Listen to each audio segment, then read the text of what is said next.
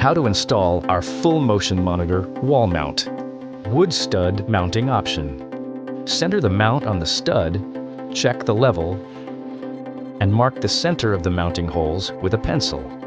Drill the pilot holes using a 3/16 inch drill bit to a depth of 2.2 inches. Secure the spring arm to the wall using the lag screws and washers. Tighten the screws until secure. For concrete or brick mounting, hold the mount on the wall, check the level, and mark the center of the mounting holes with a pencil. Drill the pilot holes using a 3/8 inch drill bit to a depth of 2.4 inches. Insert the concrete anchors and secure the spring arm to the wall using the lag screws and washers. Insert the decorative covers into each of the bolt holes.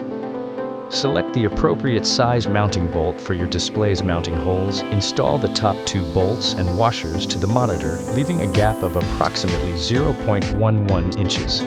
Hang the monitor onto the top of the VESA plate as shown. Install the lower 2 bolts and washers through the lower holes. Tighten all 4 bolts until secure. Do not over-tighten. If necessary, adjust the gas spring tension to balance your monitor. Position the monitor horizontally.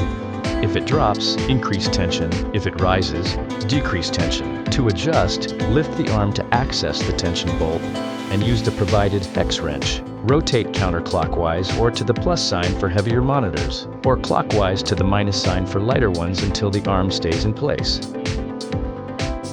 The monitor can be tilted and rotated by hand. If the monitor droops or won't hold its angle, tighten the side bolts. To use the cable management system, first remove the cable management covers by removing the bolts using the hex wrench and pulling the covers away from the arm. Route the monitor cables beneath and then replace the covers and their bolts.